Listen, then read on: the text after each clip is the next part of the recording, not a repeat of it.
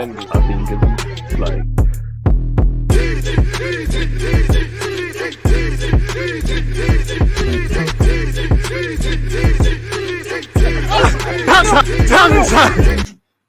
Are we live? Are we live? Of course we're live. Obviously, people deluded. I'm back again. I hope everyone's doing well and safe. I hope everyone's in good spirits. First things first, good morning to those of you all over the world, and much like myself over here in the UK. Obviously, if you're not in the United Kingdom, don't feel any sort of way. Again, good morning, good afternoon, good evening, and in some cases, good night.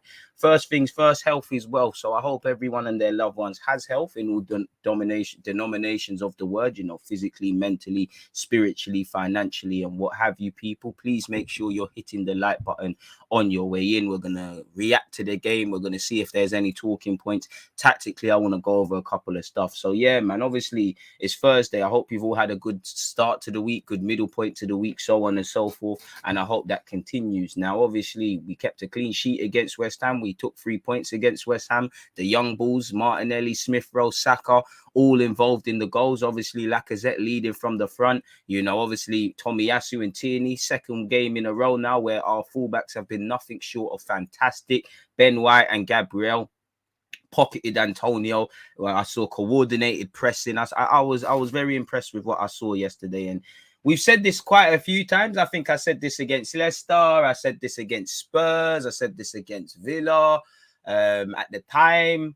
I think yesterday really was our best performance of the season. Now, obviously, West Ham were having injuries and they aren't in the best of form if you look at this from the numbers in relation to the plaudits they've been gaining. But I just feel, people, you can't have it two ways. You can't build up Spurs at the time, regardless of their form, Villa at the time, Leicester and West Ham, and then ultimately when Arsenal win, we can't just sit here and talk about how poor they was and whatnot. But it is what it is. We can't draw any conclusions, literally we talk about it, but that's all it is. Today, these boys got to wake up, go into training with the same intent, the same desire, the same hunger. What I saw yesterday, I was impressed because I said before the game, I wanted to see us start and finish well. I saw that. Of course, in the second half, there was 1-2, moments as a young team. Xhaka gave a stray pass. Even though I think Gabriel and Ben White were good, there was one incident, neither took control of a certain situation, and it could have presented problems. Obviously these things were there, but 9 times out of 10 we was decent. Our home form remains strong. If anything, we need to be better away from home. First big test, respectfully, I think that's the first, that's the first sort of win against a half decent side for me this season, if I'm honest with you, respectfully to these other teams. And obviously ultimately Arsenal are into the top 4. Again, you can't get excited because it means nothing until May comes, but it's something to build on. And again, we are going to drop out of there at times. Other people are gonna do the same thing. It's just down to us to just keep going. Sorry, folks. As I said, I'm kind of all over the place today. This morning I had to start a bit earlier because obviously I'm on Rancy's show. In relation to the content I've got coming today, people. Obviously, we're here until we finish. Pardon me, 2:30. Head over to Twitch. I'm gonna have Mo, and we're gonna obviously speak about any I've asked you in the community tab to put any questions, any Arsenal related questions, get them in. Obviously, we're gonna react to the West Ham game. We're gonna preview the Leeds game. I'm obviously gonna ask him about AUBAMEYANG and these young players and what's going on. So if you've got any talking points or questions you want me and Mo to talk about, make sure you get them into the community tab, or you're there at 2:30 on Twitch. The replay will go on YouTube, but again, if you want it live and direct, you got to be on Twitch. Barring any mishaps, I should have Graham again. That's going to be on Twitch. I'm trying to bring out the all-star cast, so I hope everybody's doing well and safe and them things there. Again, let me make sure I've got all my talking points. I normally DM them to myself on Twitter, which again is calm. So yeah, big up you lot tuned in, man. Without you lot, it's pointless. We're gonna, I actually want to start with the game first things first. But like I said, just give me a second. I'm still here, folks. I'm sure I'm missing something for you guys. Oh, there we have it. There we have it.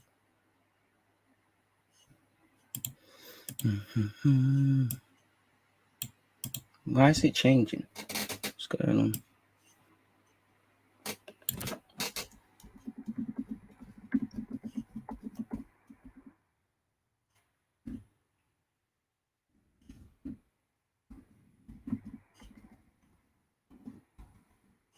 Check drugs.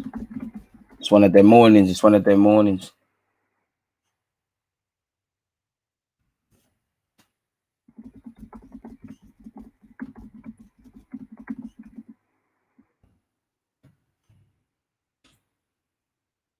So yeah, that should be Kushti. That should be Kushti. Now we're back on. We're back on. Now I'm decent. Man said, miss catching these streams live. Work is calling. Okay, again, the good thing about YouTube, it lives forever, man. So when your shift's finished, pick up all the grinders and 9 to 5ers. It's there for you, my guy. Don't watch nothing. So yeah, people, obviously I want to go over the exciting stuff. I say exciting, you know, in relation to Arsenal. We might as well do that now. Yesterday was impressive for several reasons for me. Again, in isolation, we need to build on this. There's what, 17 games or something played. So what's that, 21 games left in the Premier League? I could be wrong. I barely passed maths, but there's a lot of football. There's a lot of narratives. There's a lot of things to happen. We're halfway through the season, and there's, you know, we've already seen the talking points, not just limited to our club, elsewhere. So it's down to us to keep going. People are going to drop form. Other players are going to pick up form, and I think this shows that it's a squad game. You know, certain players have stood up to be counted. So, you know, we've seen Tavares step up at a time. Martinelli has stepped up now. Obviously, a couple other players are making the roles their own, and now we're beginning to have Odegaard as well. In my opinion, we're starting to have problems. I do think historically it's too easy for Mikel Arteta to pick his team. I want problems. You know, obviously Pepe's form, or how can you have form if you're not playing? But Pepe is an option on the flanks, whether Arteta uses him or not. Martinelli has complicated things on the left to the point where, you know, it's, at this moment in time, it's looking like Odegaard and Smith Rowe. It's either or. Obviously, there's times where they've both been in the team and it's worked. So we've got problems now. Saka, obviously, I think Saka's got a bit of a free ride on that right-hand side, but there might come a time, you know, Martinelli had a good game against United there. So if Saka's moving, if there's problems. Lacazette's doing the business up front. Obviously, it's pretty damning that once again Eddie Nketiah is coming on to play on the flanks as well as Tavares before Pepe. I think I cut up the clip from the last live stream and I'll bring it out. I think Pepe and Aubameyang probably need to look for clubs for the summer. You know, at least I don't know with Pepe because of his contract, and I can't see us making our bread unless you prepare to take the hit. Aubameyang's got a year left, and to be fair with you, you know, it's Arsenal's prerogative to move these players on because you've got your biggest money signing and you've obviously got 300k a week on the bench or not involved. These are elephants in the room that we can't have. These are talking points that I don't think is healthy. You know, we've already been here with Ozil. Hopefully Aubameyang and Cole can find some sort of resolution behind that. But in relation to the Newcastle game, again, I think we were good against Southampton.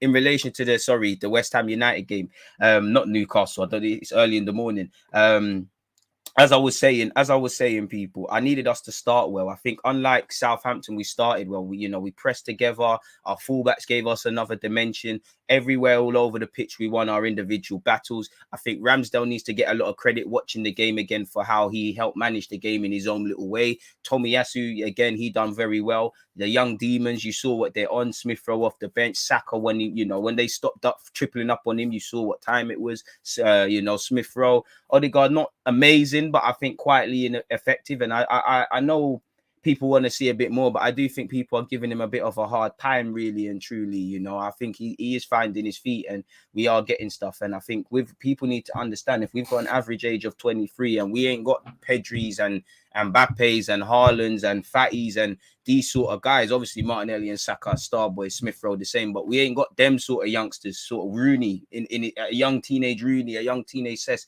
It's not that sort of thing. You know, they're not them sort of youngsters. So again, there's going to be very few players within our ranks that are going to be on it from August to May. Same way Martinelli's got his opportunities. We've seen opportunities he hasn't taken. We've seen Saka and Smith Rowe go through better and worse and form and whatnot. Even our more experienced players. Obviously, our young players are our future. It goes without saying that. If you really was to cherry pick yesterday, it really would. You know, Laka's missed the penalty. Xhaka had some sloppy passes in the second half. It's really the experienced players. Once again, you can't really rely on where Arsenal are concerned, man. But it is what it is, man. You know, I'm happy we won. I'm happy that we can talk about Arsenal for the right reasons. I'm happy people took advantage of, you know, whether certain ex-captains are missing due to behavior or whatever. You know, he plays on the left wing and up front. Two individuals took their spots. Other people did what they needed to do in that regards, man. Experienced players, you want to see a bit more, but it is what it is. I mean, Partey lost the ball a few times. He's not perfect. Neither is Xhaka. And I think people are being harsh. I think Partey's had a good 2 games on the spin now, but again, you want to see, same way we're waffling about the young players and things like that, you want to see your experienced players take more of a foothold. To be fair, Lacazette was involved. You know, he's played a key pivotal role in the first goal. I did like Ramsdale's balls into Lacazette, and I think we might have to, you know, Edison. I think we might not be able to buy Edison from City if we promise to play him in midfield. I'm telling you, Edison and Ramsdale, we might see a more progressive midfield than what we're currently seeing if we slap them man there in our team. But it is what it is. So yeah, obviously, let me share my screen with you guys, people. Obviously, there was a couple of things in particular I liked about yesterday. The first is the pressing. Now, I'm not a fan of just one man running about and pressing by yourself. It's courageous, I love it and all of that, but it harms you.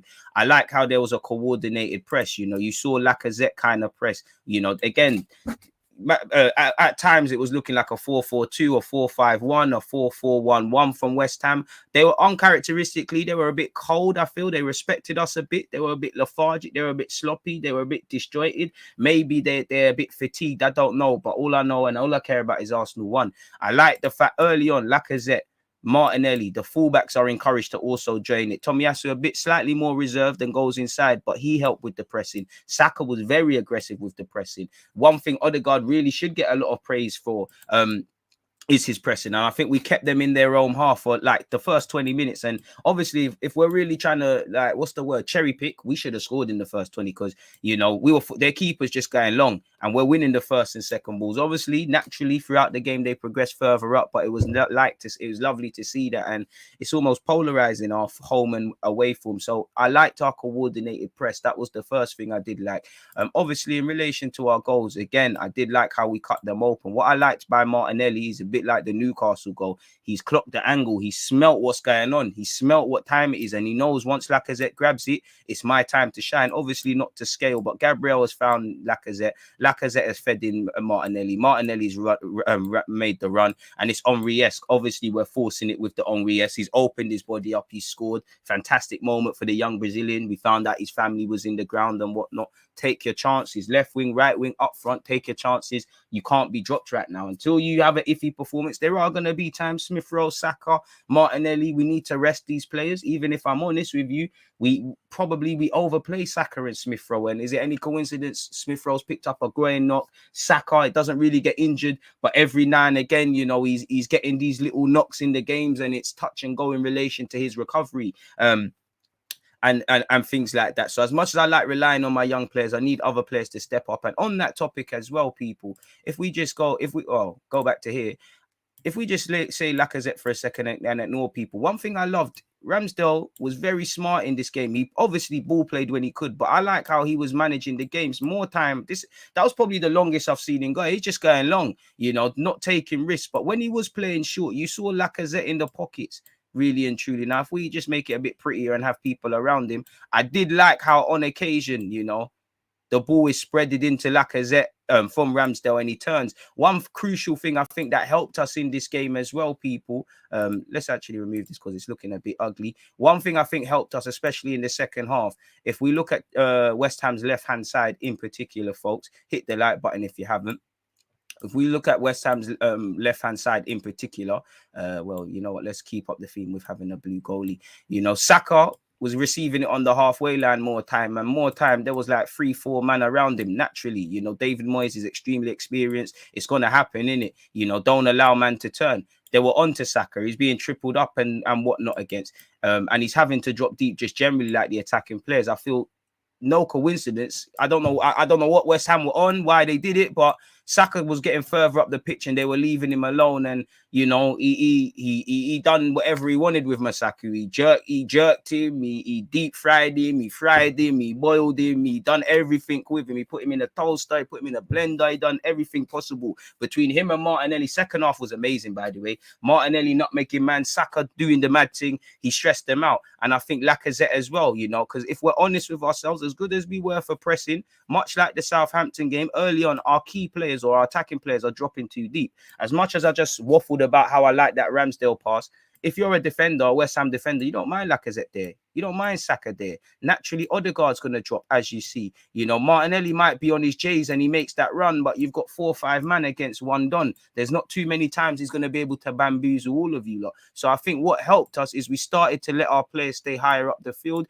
You know, Tomiyasu and Tierney down the right and left-hand side, respectively, did amazing as well, people. Obviously, for the second goal, Tomiyasu's not going to get his credit, but the man's a warrior. He's won the ball back. Saka's got it. Smith Rowe's on his bike. You know, Declan Rice is actually in 2 minds. He stops watching what Smith Rowe's doing. By then, the ball's been fed over to Smith Rowe. Smith Rowe knows what he's doing. Again, rushing a couple of steps. You know, he's on the edge of the area. And he's wrapped it with his left foot, really, you know, and he's completely caught Fabianski. So it was lovely, you know. Again, a big part for me was the first and second balls. We won that. I was scared of West Ham on the transition, the counter-attack. We actually made it count. We, you know, individual battles. I said it's a game for that. Against Mikel Antonio, I need you. You can't win every battle, but Gabriel and Ben White dealt with him. Ben White's finding his feet. My centre-back don't need to watch football when you're doing things like that. Do your due diligence. Tomiyasu and Tierney, I keep praising them. Ramsdale didn't have much to do, but everything he did, he patterned up. And obviously there was that Buki corner. Xhaka and Partey. I still think this game highlighted why we need a midfielder, because I still think it was a game where obviously Xhaka peels out to the left. He plays the crossfield passes, but, you know, I think too many times, if I go back again, you know, just to exaggerate, if we say it was a 4-5-1 from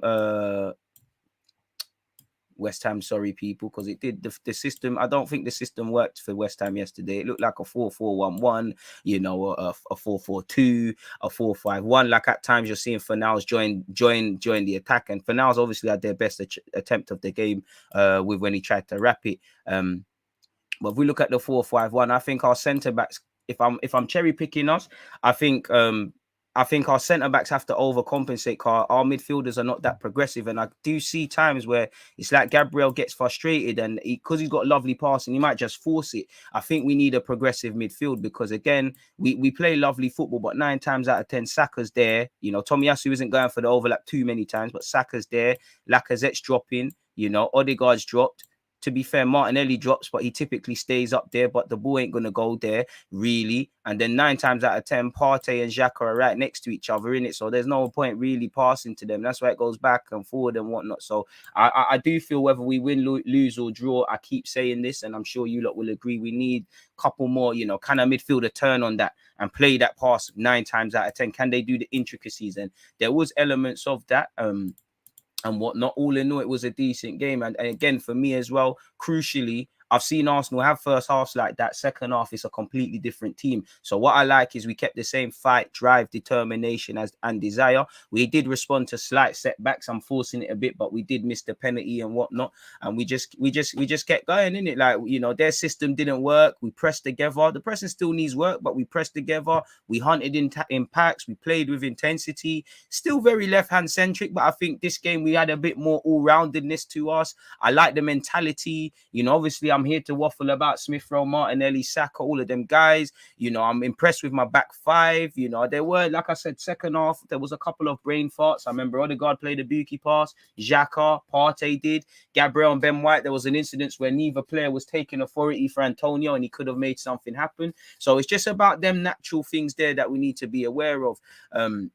And whatnot. And I just feel we needed to take more shots as well. You know, we had 9 shots in the first half, 3 shots on target, and they had no shots on target and 3 shots in general. And the stats were quite close as well. And as much as I feel we was on top of them, there wasn't daylight. And I think second half we made that happen. Obviously, I would have liked to have seen us score the penalty, but it wasn't meant to happen. And I know David Moyes, shout out David Moyes, he said he thinks it is a penalty. Personally, Moyes, big up you, but I don't think it is. I just think Moyes is old school. You know, he knows that, you know, referees do dumb shit. Before you talk about the ref, you want to hold accountability to yourselves. Like, again, watching the game again, you know, West Ham, the penalty comes because West Ham are pissing about, you know. They've lost the ball cheaply. Diop's had a Buki header. I don't think Misaku's dealt with it. They're at 6s and 7s, and that was a lot of the time, you know. Watching the game again, there would have been soft moments, but Dawson could have got in trouble for a penalty or a certain card as well. So yeah, man, I think David Moyes is looking more at what his team can be accountable for than the refereeing decision. So yeah,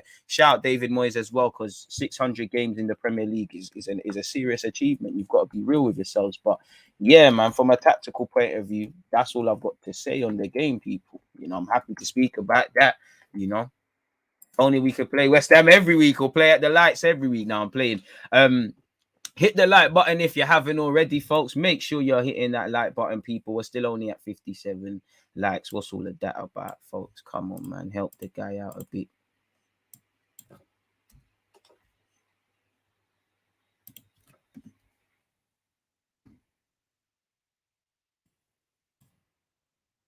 Leave Arsenal next transfer. No.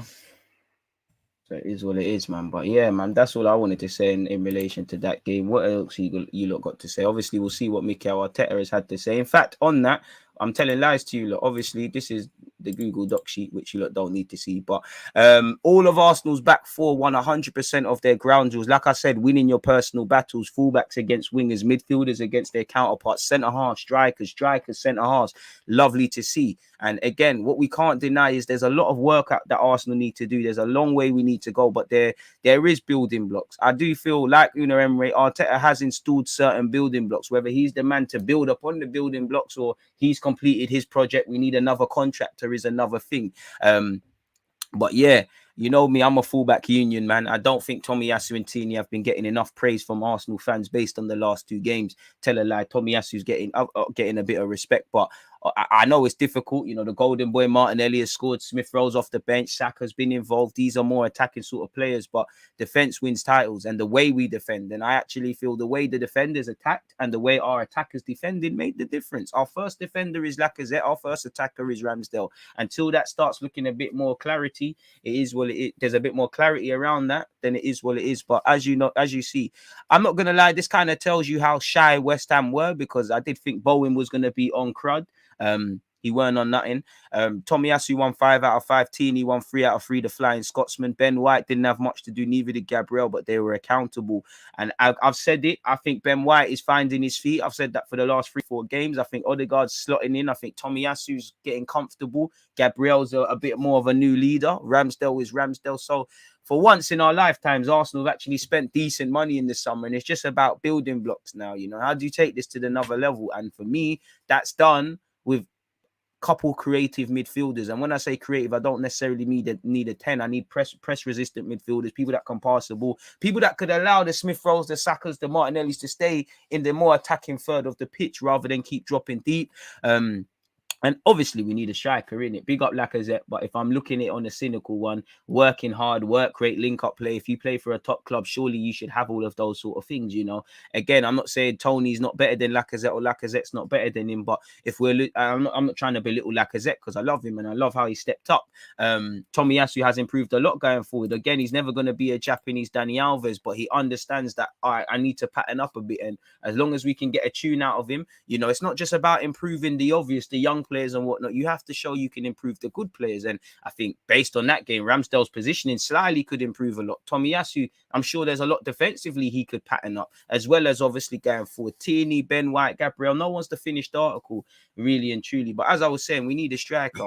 I don't really want to praise my striker for work rate, even if I'm trying to be a bit cynical, because that don't separate you from nothing in the Prem. You know, Tony works hard, respectfully. You know, Borja, Adam Armstrong, Che Adams, them man work hard. Again, I'm looking at it on a harsh thing, and I do think we're overcompensating, but I think you could see the obvious ones to take us to the next level. I would say fans need to understand that this is a squad game, especially by God's grace. If we're back into the Champions League or Europa League next season, we're going to need the whole squad. Really and truly, like a Kovacic, 100%. You know, there's more than one way of defending. Obviously, you've got the basic sort of defending, all man to the pump, clearing the ball. But how you hold on to the ball, especially when you're being pressed in a healthy way, taking extra touches, buying a foul, relieving the pressure, getting your team higher up the field. You know, if you've got a ball carrier like Kovacic, or, you know, Jorginho's form's been stinky, but someone that can try and dictate play like a Verratti, better yet. Obviously, we can't go out and get these guys, but that skill set, that Santi Cazorla, that Cesc Fabregas, that's a form of defense. We need that. If I'm real with us,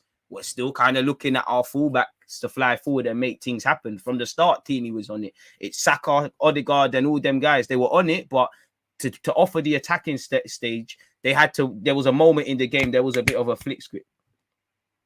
Man said, by God's grace, we'll be back in the Champions League. I like, bro, we need God. We need a lot. We're fourth right now. You know, I wish the season could be done after 17 games, but that's not how the cookie crumbles, in it. Good position. Got to see it through to the end. As we know, we're going to drop in and out and whatnot and other teams, but just keep going. You know, when you lose a game, just keep going. When you win, don't get excited. Let's focus on Leeds because, yeah, in an ideal world, this is what I wanted, you know, beating West Ham. And if it was just based on form, we should be able to slap up Leeds, but they're going to be on it. They're going to, you know, Arsenal teams still fancy Arsenal. You know, West Ham probably disappointed, Carl. They didn't try against us. They probably respected us way too much. So big up Tomiyasu for that one. Obviously, we are improving defensively. I don't feel we've improved enough. I feel the mindset, the wheels are in motion. But as I said, for the first line of defense is our attack. Sometimes on the transition, it's too easy to beat our players, which less so yesterday.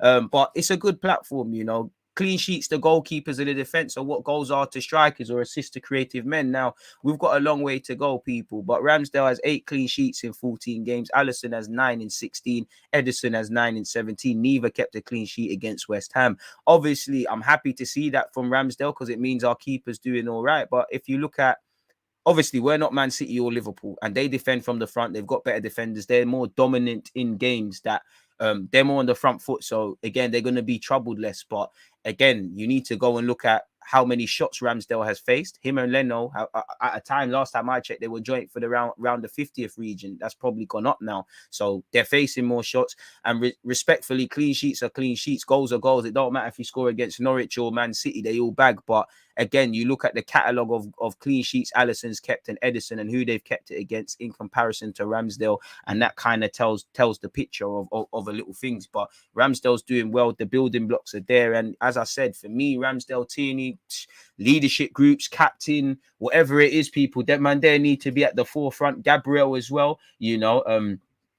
Gabriel thingy. One thing I like about Gabriel is he just wants to argue. Like, I'm seeing, like, Ramsdale hasn't even been fouled by Antonio. He ain't got eyes in the back of his head, and he wants to argue. I love it, you know. I love it from Gabriel. Gabriel just on arguing for no reason, and he's not, you know, he's not puffing out his chest and being disrespectful. He's just on arguing. I'm seeing that South American spirit, and I fucking love it, man. I love Gabriel. I love half of these players, really. You know, I might hate you on Saturday from a footballing point of view, but this is the life we live as Arsenal fans. So yeah, big up Ramsdale. Big up the back five, including Ramsdale and Tomiyasu, Tierney, Ben White, and Gabriel. 3 of the 4 should be captains. And to be fair, Tomiyasu's leading by example as well.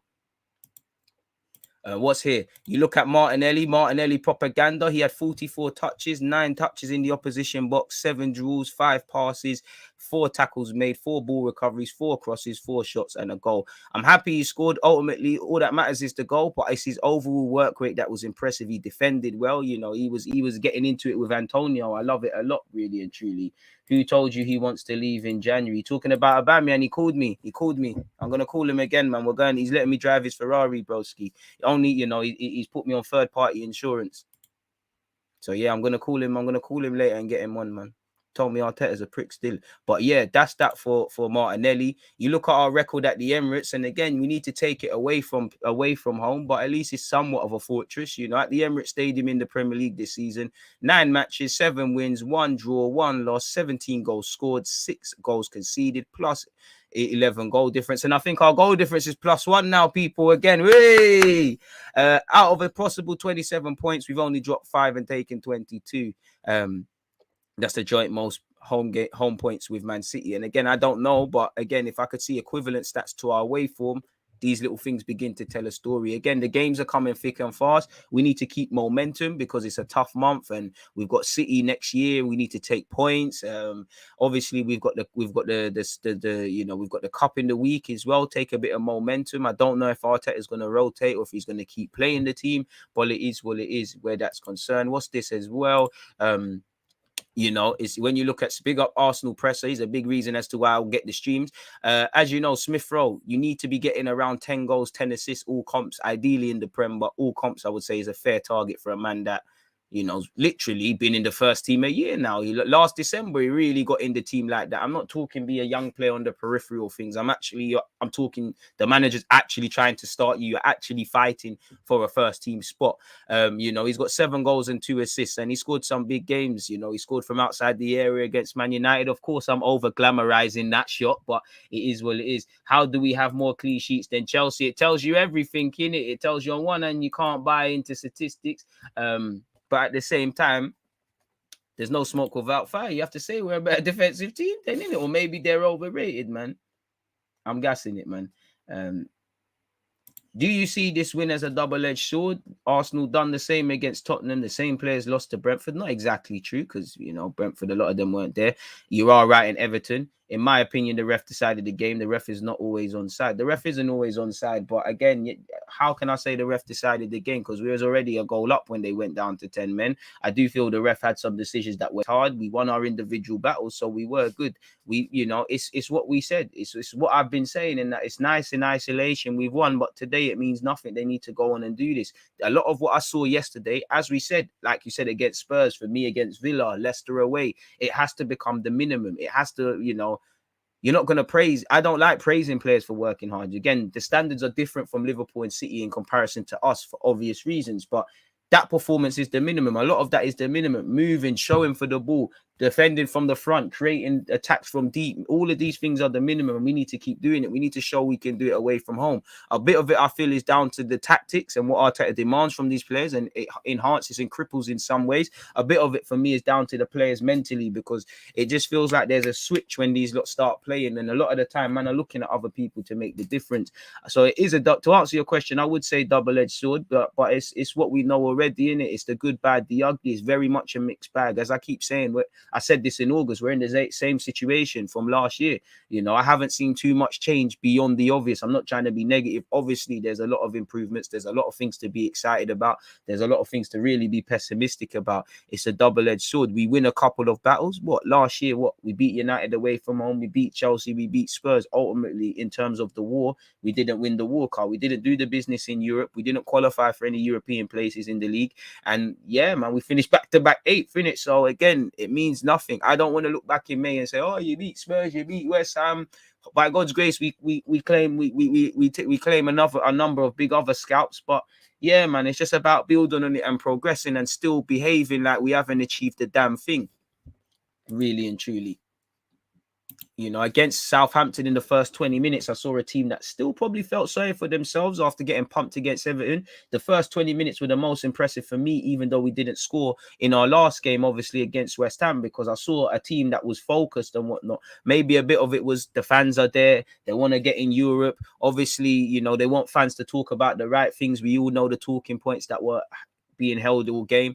And again, there's opportunities for people. Realistically, you know, if Aubameyang wasn't going through shenanigans, he might still be playing through the middle. Lacazette might be tasting bench. You know, Martinelli, you might not have got an opportunity off that left if other things happen. So when I'm seeing them two take chances, I love it. And all over the field, because again, there's going to be a tie. Even Tomiyasu, if there's another right back we can bring in, or if we can do something in-house, I want someone to push Tomiyasu. I want Tavares to keep pushing keep pushing Tierney. And one thing I like is we're starting to see little partnerships, not to the level I want to see, but Tomiyasu and Saka's partnership is working. Obviously, you've got the element of Tavares and Smith-Rowe on that left-hand side. A few months ago, Arteta didn't really, you know, he kind of alluded to that Tierney and Martinelli, they don't really work the best together. They worked well yesterday, and I'd be inclined to believe that's a partnership we could now see. And I would like to even see at some point Martinelli and Tavares, you know, Martinelli, Tavares, Gabriel. I can't lie, I would love you lot to start confusing oppositions. Or you man just start speaking Portuguese, or just start speaking Cockney. That might take them by surprise. But yeah, man, so far so good based on that game. But again, the boys probably having their recovery session today, you know, maybe a light training session. Maybe those who didn't play significantly or at all will probably train today. Come tomorrow, it's time to focus in it. And, you know, we'll probably have an evening session and a recovery session. We train tomorrow, and then they probably make their way down to Yorkshire, because obviously it's an evening game. And I know it's not the same Leeds side, and I know there's problems, but as good as it was to win at home, again, people, make sure you set your reminders. We're previewing Leeds tomorrow. I need to know you can go to other people's backyards and make something happen. Everybody's more comfortable in their own yard, which the Emirates is. You need to go to another person's yard and make it their own, which, being West Indian, that's bad manners, but they need to do that, because again, Goodison Park, their form was on the floor. We didn't do that. Etihad, we didn't do that. United, in comparison to a number of these away games, was probably better than some, but ultimately we walked away with nothing. Liverpool, again, is a free hit to a degree. It's not a free hit in a sense of playing rubbish and whatnot, but we needed a bit more. Fair play, we beat Leicester. We've got Norwich away from home, which I'm looking at that fixture for us to see what we're on, really. We need to be able to do it on the road. And Leeds are, if anything, Leeds' fans are going to be on top of them. It's going to be a 12th man thing. So we need to show we can adapt and, most importantly, react to such. Hit the like button, people. There's over 300 of you locked in and we still ain't got 100 likes. Unexpected high bills due if you have not hit that like button, people. So, yeah, man. I don't know how we have more clean sheets than them. I swear Gabriel's got more goals than Harry Kane. It's a bookie year, innit? It's a dodgy year, man. It's a dodgy year, man.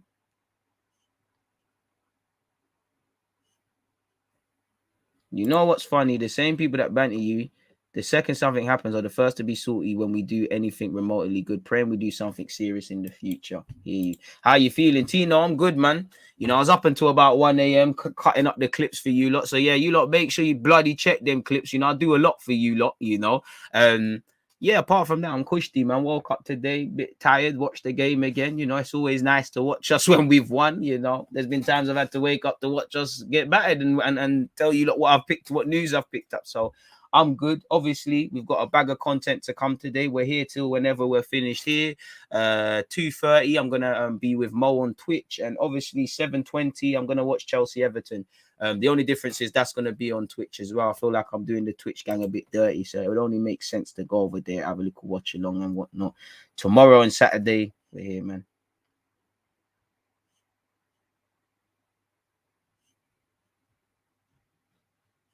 Our defense is still prone to error, bro. They're a young defense, bro. They still have brain farts. I'm not being funny. I'm cherry picking, but again, cherry picking is how you improve. Ramsdale's position has been shaky, and there is gonna, Ramsdale's he's not gonna be perfect all the time. There's a lot he can improve on.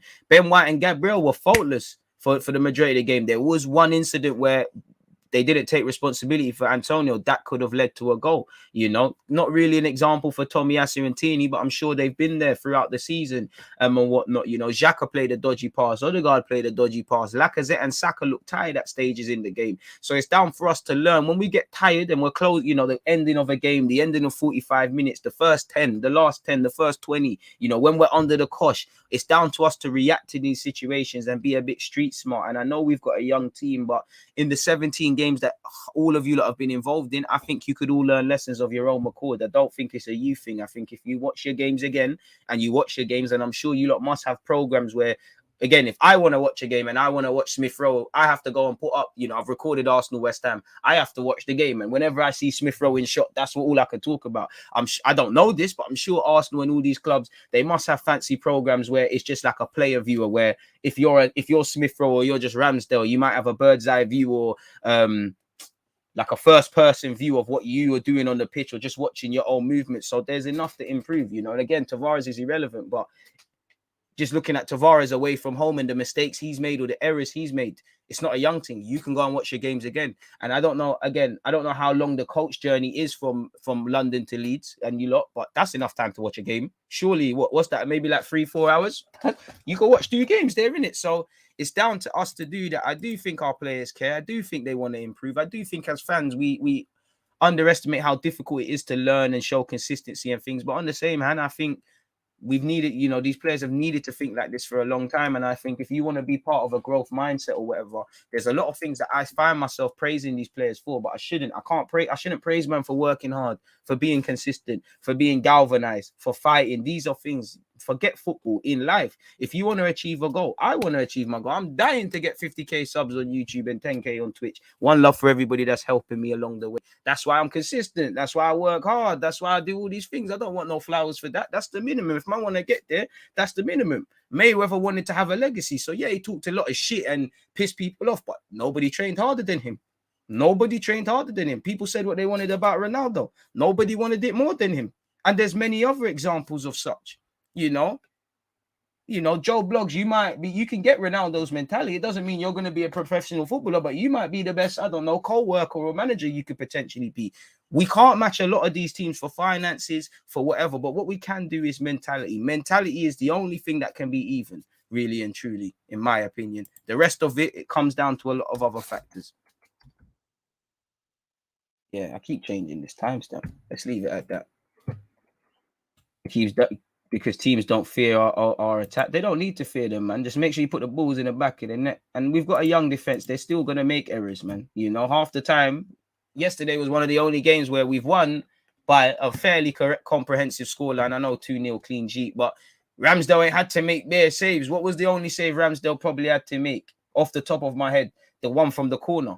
9 times out of 10, when I look at Leicester, when I look at, Southampton and many other examples where we've won, Ramsdale still man of the match. If your keeper is logically, if your striker's man of the match, it has to be because he's scoring goals or linking up play. Ramsdale, as great as he is as a passer, he's a goalkeeper. So if he's man of the match, his car is popping off saves. Now, again, that's what I was kind of saying earlier when I said looking at the clean sheets, a kind of way to tell a different picture is looking at the shots faced. And Ramsdale and Leno together, at the time when I looked a couple of weeks ago, it was 50-odd shots, which was a league high that they faced together. I don't know how much Ramsdale had on his J's.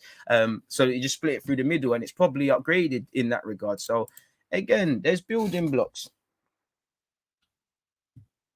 How much do you think we could get for Pepe, brother?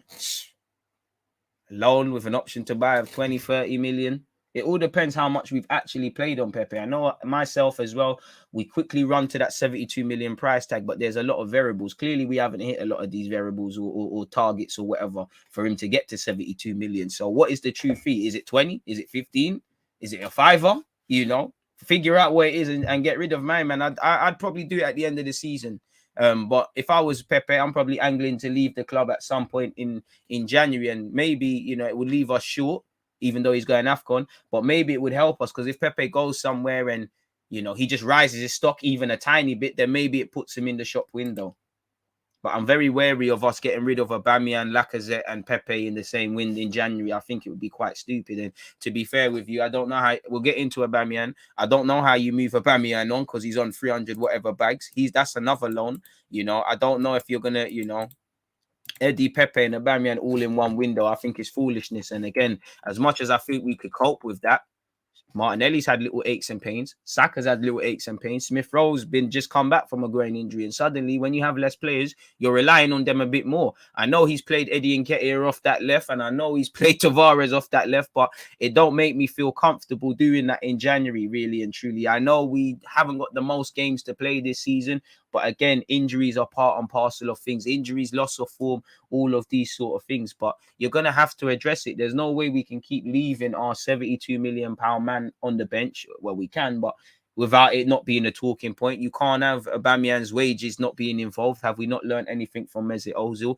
And, there's a couple of other players. I know Arteta wants to keep Eddie Nketiah, and he's throwing down the gauntlet, but realistically, you probably need to move that one on. My opinion, he walks for free. We don't let him go in Jan, because I think Arteta is being slightly naive with that. The man wants to go in it. Surely, yeah, with Aubameyang's nonsense on whatever going on, it gives opportunities, but who knows, man. DG, do you take breaks? Because I see you streaming every day. Respect the grind. Harvey, I appreciate that. Of course I take breaks. I should take breaks a bit more. That's actually a goal of 2022. But yeah, man, you got to be like a nitty chasing a dragon. There's always the next one. 4 or 5 hours to Leeds. Good game last week. What happened to the Cat Yarabel Cup final? I missed it. You talking about Football Manager? Me versus Pep Guardiola? You know the thing. There was only one thing that could happen there. Come on, man. It was a fantastic 3. Now it's a fatal 4. I'm a 4-time trophy winner when it comes to Football Manager. Soon scheming on the Premier League and the Champions League and them things. I wish we had an 8. Trust, couple of the back passes were booky. We are not controlling possession. We need more passes before losing the ball. Trust. But at the same time, we're not gonna change all of this, man. What are you saying about this AUBAMEYANG news? Sorry, people, that's right, man. You know, keep the chat coming. I'm loving it, people. I really am. For AUBAMEYANG, where is it? Here it is.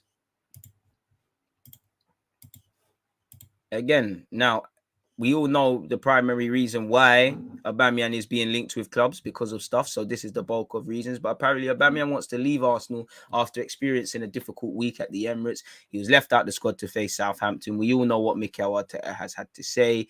We all know what happened with his family and whatnot.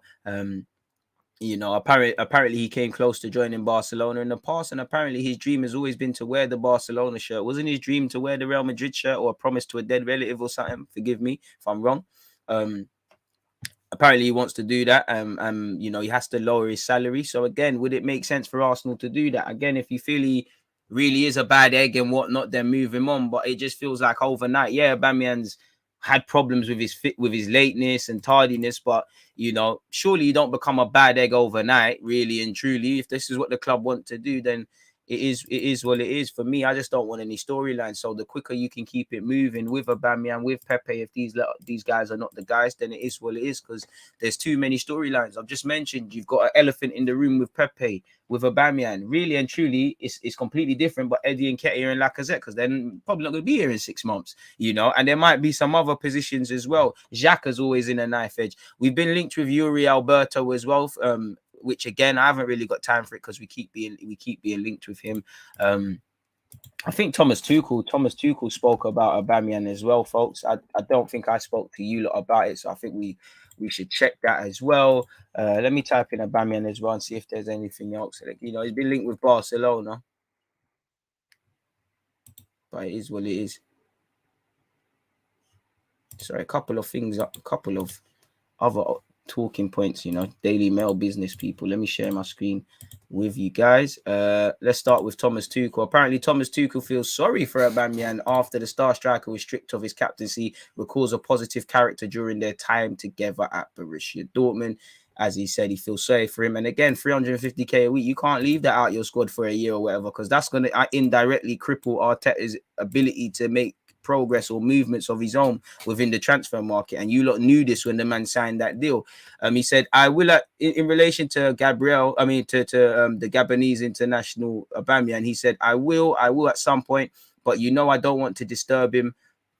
I think that's in relation to talking to him. He said, I think he was a very important player for me. We had a very close relationship until today. When we meet, it's always very, very nice. I can only say the best things about Oba as a person, as a player, and as a person. Sorry.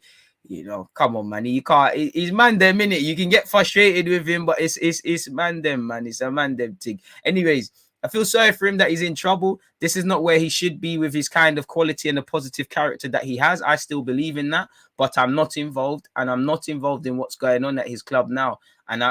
And for this, I also want to show my respect to Arsenal. Show your respect by signing for the club, bro, as our gaffer Sulan, and not to be involved and not to judge what is right and wrong. I just have my picture, my relationship with Aubameyang, and this is not affected by that.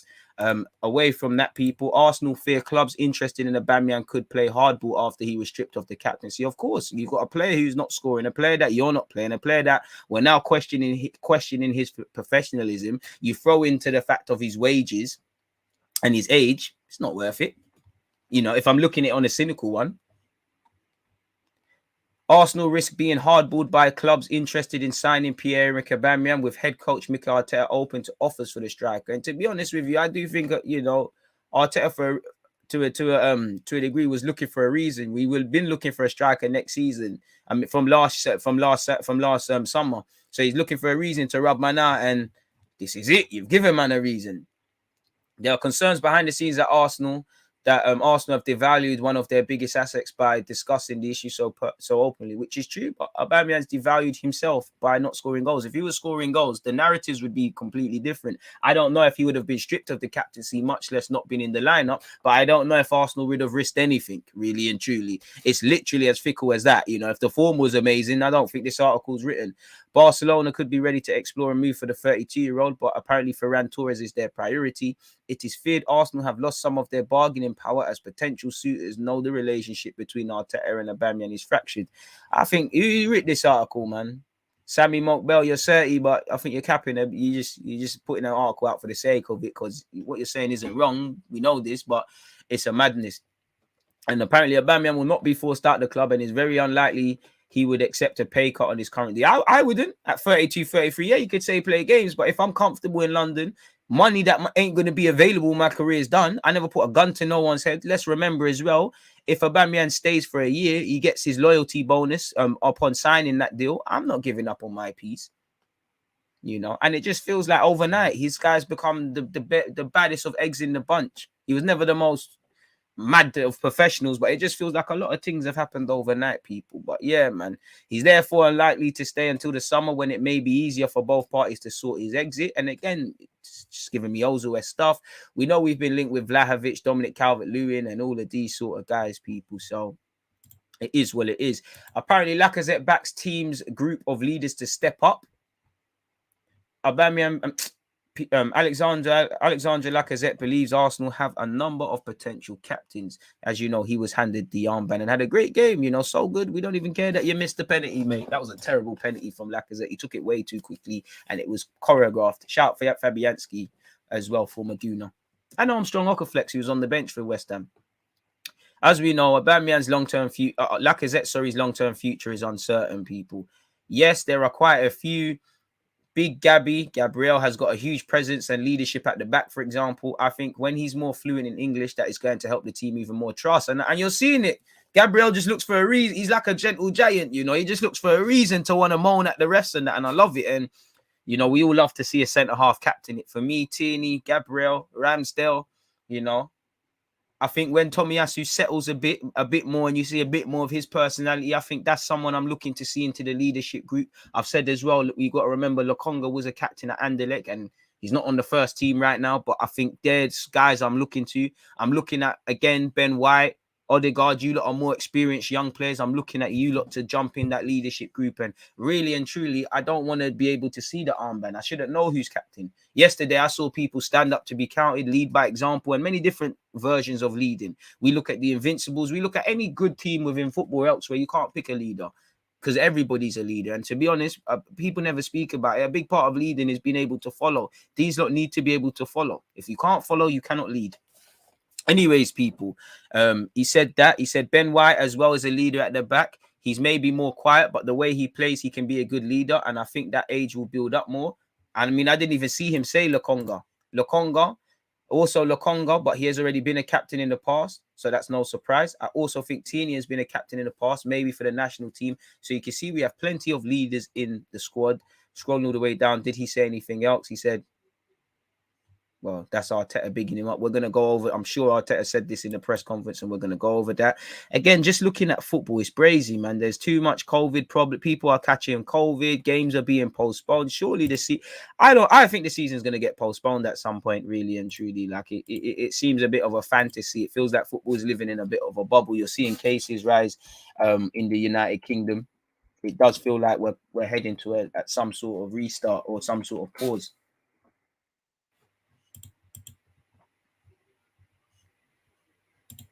Appreciate that, Tamar. Rewatch the match. Partey is really poor by his standards. He might need a break over these favourable fixtures. Came a bit harsh. Very harsh, but fair play if you watch the game again. Some man said cups, not trophies. I never said. But what is the difference between a cup and a trophy? I win trophies. I'm not worried about my haters, man.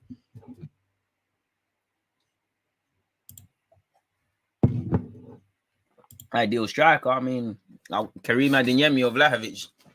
Vlahovic and his advisors don't want to return our calls. Karim Adeyemi looks like he's going to Dortmund and he'll be at Dortmund at a couple of years. And then the big boys are onto him, innit? So, I don't know, man. Been tuning into your streams / vids for 2-3 years now. Thank you for the great content, DGA. Thank you very much, man. It's comments like that that make it worthwhile, man. When it's all said and done, you have to judge your life on how you impact others or what you do for others. And yeah, man, it's lovely to see that when, you know, clearly doing something right. If you've been rocking with the guy for 2-3 years, I appreciate that. I would give LACA a new deal for rubbing out Aubameyang. In an ideal world, I'd bring in a top new striker. Lacazette stay for a year. Give yourself, if you can bring in 2 strikers, then LACA can go. But give yourself an angle to find someone that can do what Lacazette does, because I think you need 2 strikers. Allow the Ballagans, Martinellis, these guys to grow, see what they're doing in that regards. But if we're gonna, you know, if Aubameyang's leaving this summer as well, then I'd probably throw Lacazette a new deal. But it would be quite damning to see Lacazette, Aubameyang, and Pepe all go in one window. It's ironic. All their futures are quite in speculation. Some more forced than others, because on paper, Pepe's contracted until 2024. Aubameyang's got another year to run. But you'd probably say, even though I wouldn't say Lacazette is the most secure because his contract's running out, if anyone looks like there's more clarity over their future, it looks like LACA. And there is no clarity over Lacazette's contract beyond what we know, in that they're not giving him the new deal, man. Pardon me. Big win yesterday.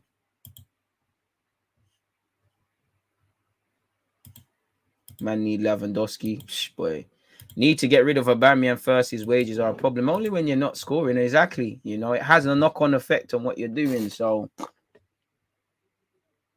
I understand your point, but the attack in middle of the park is weak. Lee, I'm not sure if you're directly referring to me, because that is my point.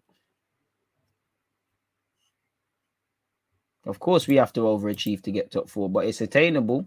You know, you have a fight. All I want to see is fight. Like, fight. Run it to the wire.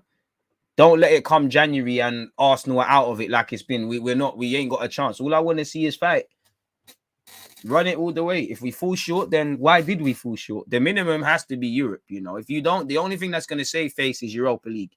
You get Europa League, there's that. If we don't get Europa League, if we're still seeing a mixed bag, you know, some games we're seeing building blocks, other games we're not, then I think certain decisions need to be made if we're serious, even though that probably wouldn't be the case. That's just me anyways. Hit the like button if you haven't. Big up yourself, Ak. Oh, love from Jamaica. Come on, man. You know I got love for the JA Tugs. And you know when I won on FM, you know I had to salute. Obviously, green screen running a mare there. But it is where it is.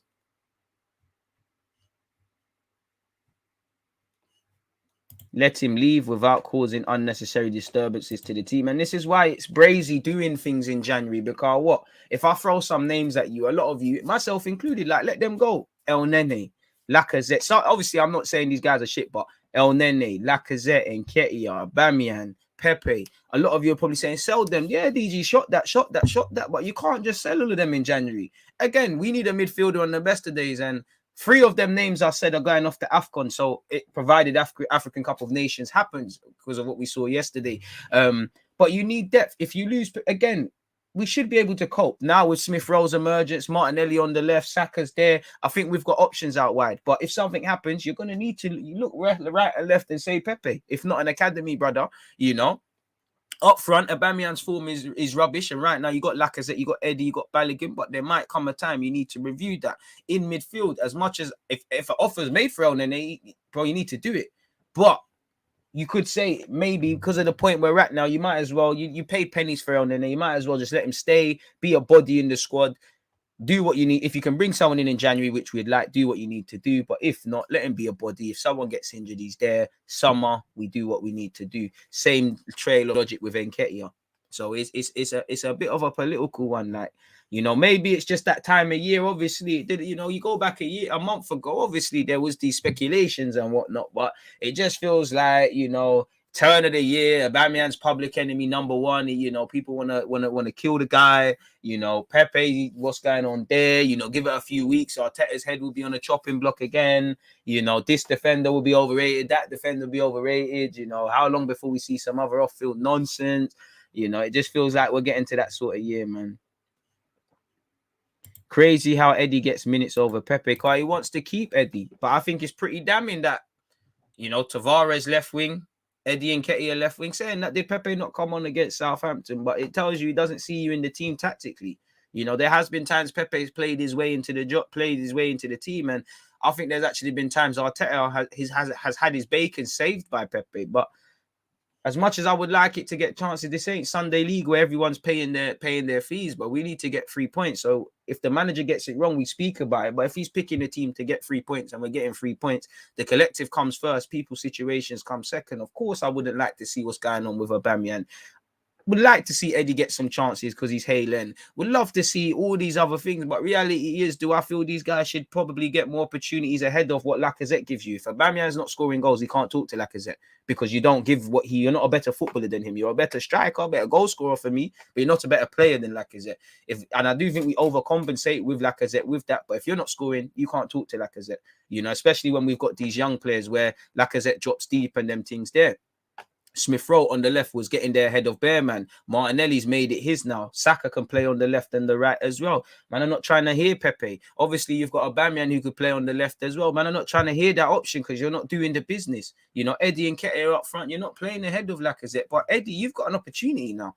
You know how football gets. Funny enough, you might sign a new deal and the source runs out. But you know how funny football is. You know, Aubameyang's public enemy #1. You take these little, fair enough, it's difficult because you're getting mini minutes, but you take these little minutes you're getting, you might be able to be the next striker here or the second choice striker or find a little role for you in the squad. This is how you sign yourself. This is how you make a name. You know, Martinelli was initially meant to be part of our 23s. He wowed Emre so much. He got his chances in Europa League. You know the thing. Saka got his chances in Europa League, you know. Then he got his chances in the Prem. And I remember one game, I think we ended up winning. I think Pepe scored the pen. I remember, if I remember correctly, we was all vexed. I might have even been at the Emirates for that game. We was all vexed when Saka got subbed at halftime by Emre. So you need to take the little chances you're getting. I don't think Eddie's good enough, but I do think there's a role where if he can prove he can be a squad player, why not? He probably needs to go and play games elsewhere.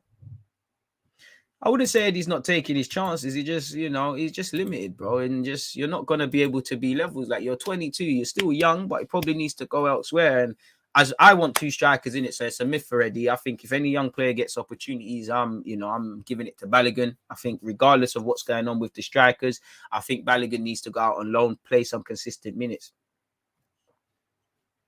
And to be honest, when it works, I don't mind the manager making these decisions, really. Of course, I feel sorry for players that are not playing. I feel certain players are hard done by. But at the end of the day, you can't have it all. You can't have 3 points. You can't have all the young players playing. You can't have all your experienced players playing. You can't have a facility to make mistakes and then not want players to make mistakes as they're learning. You can't have everything.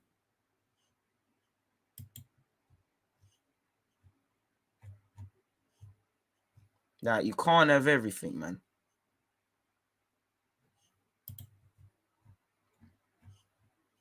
It's just a shame that, you know, I would just love for these guys to... How do I make it make sense? Apparently, Arsenal, Barca, and Juventus are interested in signing Greenwood. I would love it, but I would love it to be these players are not in the team just because of sporting reasons, rather than some of the shenanigans that we find ourselves speaking about and whatnot. I mean, I wish I was I'm happy I'm in my own skin, but I would love to be Martinelli just because Ronaldinho's talking about him, man. He's got the Ronaldinho co-sign, you know, he's got the Rivaldo co-sign. They get me, the Brazilians are lining up, man. Vinicius Junior's on it, Martinelli's down for the cause, Marquinhos, Militao, everybody's standing up to be counted, man. Rafinha, Brazil's winning World Cup next year. We're back, baby. But Ronaldinho and Martinelli, we as Brazilians are very excited about him and his future. He just wants to be on the ball and score goals. He reminds me of Ronaldo. Don't gas me, man. Again, it's a shame, man, because I said it. If Martinelli plays and he develops, I don't think him and his namesake Gabriel are here much longer, if I'm honest with you. And off topic, one thing that annoys me is Aubameyang being labelled a bad egg, but I don't want to expand on that. And I'll be Wenger's done it again, innit? Oh, I love it, man. I love us when we win. Who doesn't, man? Who doesn't love us when we win, man? Is what it is. Sorry, let me make this a time set. Does it make sense? Sell Aubameyang, LACA, and Pepe in Jan. Sorry, folks. Make a timestamp. As usual, big up you lot that have been locked in. Again, I started slightly earlier because I'm on Rancy's show later, man. And I thought, you know what? Is what it is. And in terms of content later, people, where is Shameless Plug FC time? Obviously, make sure you're following me on Twitch, people, because there's hella content to come. Obviously, I'm going to be speaking with Mo at 2:30. 7:20, I'm going to be doing a watch along on Twitch for Chelsea versus Everton. Make sure you're there. Tomorrow, I've got Graham and I'm playing Football Manager. So, yeah, make sure you're supporting that one there, folks. And obviously, you know, the grind don't stop. What one's this? Is this preview business? No, this is watch along. Shout out to the one person who's hit the like button, 2 now, including myself. So yeah, make sure you're doing up that one. And just before we have a watch along, we have to preview the game. So yeah, tomorrow we'll be previewing the game. I had to make Smith Rowe in it, but it is what it is. In that regards. Does Rance have a new channel? Not to my knowledge. I know he does. If you only know about him on YouTube, then he's on Twitch, but yeah, unless he's made a new Twitch or a new YouTube account, then I don't know. But to my knowledge, he's on Twitch and YouTube. So yeah, I would. He's more frequent on Twitch. So yeah, gotta follow him on Twitch. I still don't get how Xhaka manages to make the cut always with that work rate in midfield. I mean, to be fair with you, I hear you, and I could say maybe this is why people haven't kicked on. But if Jose Mourinho wanted you, if your national team boss always selects you, if Wenger, Emre, and obviously Arteta ain't in the same bracket as these names I've said, but if Arteta is using you, then there's got to be something that I don't see, whether it's mentality, whether it's system, whether whatever in it, best of a bad bunch, whatever, there's got to be something. And unpopular opinion, I think Xhaka can be useful for the squad. I just don't think he's a man where, and I think Partey's form means he probably can't be either. I don't think Xhaka's a man where he should be in your strongest lineup. That's your strongest midfield you can put together, really. Eddie ain't Premier League level. I think he will be. Unpopular opinion, I think he is. He's just, bro, he ain't got no CV. Ak, you're a Chelsea fan. So this is the problem. When you ain't really played football like that, you're just like, only now is Eddie Nketiah showing better improvement in his general play at 22. Now that's still young, but you know, could you have done that at 19? You know, and to be honest, for a while, it's looked like Eddie was happy to just stay in amongst the phone team and first team and doing this phone thing. Go and play football. Yeah, make sure you're downloading Twitch. Make sure you're following me on Twitch as well, you know. It's all of that. The gang, man. Matisse, me, and Rance. Pepe is getting done dirty. He's done way more good than bad. Arteta comes off as ungrateful, in my opinion. I mean, explain the word ungrateful. Because I'm not sure. Gabby stock's rising. 100%. 100%. Bro, just prove him otherwise. Because again, I know the situation is different, but Martinelli was a frustrated figure, wasn't playing and whatnot. And clearly on the training ground, something's changed. You know, I think Arteta kind of indirectly mentioned it. And I used to say it, but no one listens to me. You know, I said Martinelli, I think Arteta does like him. He'll get opportunities. But with Martinelli, sometimes his intensity and his over enthusiasm harms the team. Sometimes that pressing shit ruins the system. Sometimes you burn yourself out. Sometimes, as Arteta said, you play at 100 miles per hour all the time. It's not good. Sometimes you have to mix it up, play short, you know. And I think that's the things that's needed to happen. And I've said it before, it's been a fantastic rise for Martinelli, like Smith Rowe and Saka. But if you look at the CV, he didn't play first team like that for Itano. He's come to Arsenal and he's there. I'm not making an excuse. I'm just saying we need to remember the footballing IQ in relation to the senior game. And then going from Brazil to Europe and the Premier League, one of the top 5 leagues, it's a big jump. But saying, of course, he needed more game time. But this is why you can't always just tarnish things with one brush, really and truly. And I'm trying to find where's Arteta's comments, man. Let's see what Mikel Arteta's had to say, people, on this. Big up you lot. Make sure you're hitting the like buttons and whatnot. I should actually make this a separate timestamp. Sorry, folks. What's the time? Why is it telling me the screen sharing got cancelled? All right, sorry, folks. So that's 1:07. Arteta press conference reaction. Make sure you're hitting the like button, people. Yeah, now we can get in that now that I've made the timestamp. I'm always thinking about you lot watching this on the replay. So if you're actually hearing me say this on the replay, hit the like button. Appreciate you lot support. Arteta on the win, Martinelli top 4 and more. I don't even want to talk about top 4. It's nice to go into there, but it's not me. It's not me. Pardon me.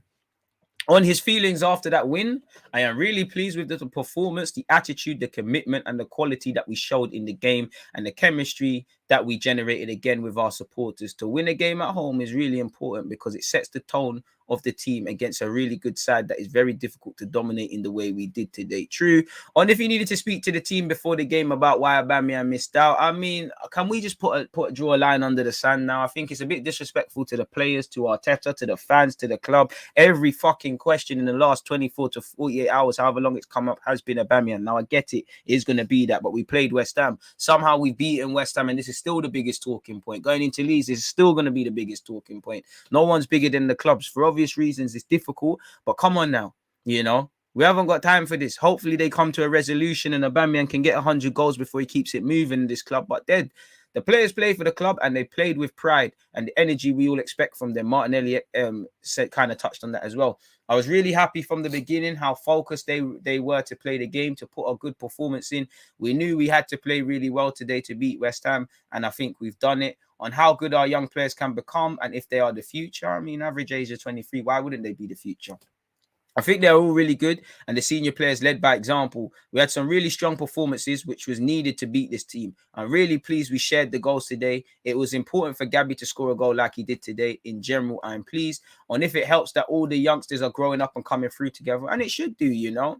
You lot are growing together. Arteta's growing together, you know. Should see progress year in, year out, assuming it works.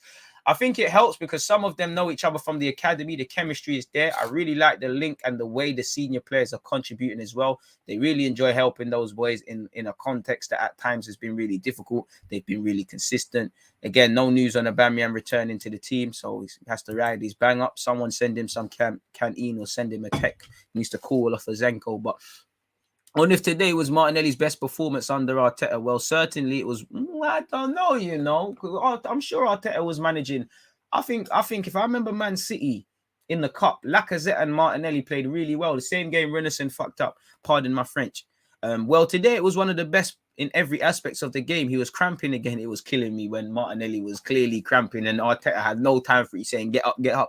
Arteta, you might have to register yourself in midfield. And I saw you trying to close down a pitch invader. You were faster than Xhaka, so with the January period you might have to register yourself, and you know, let's see if Edu still got it as well, really, if we're not going to bring in a midfielder.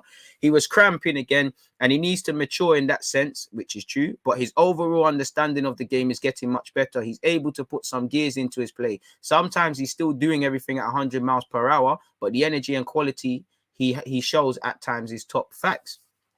On two good performances with Lacazette as captain, and if it's his armband now, well, he's the next in line and he's taking it the way everyone saw today with such pride and commitment. I'm really happy with how he played, and we all are.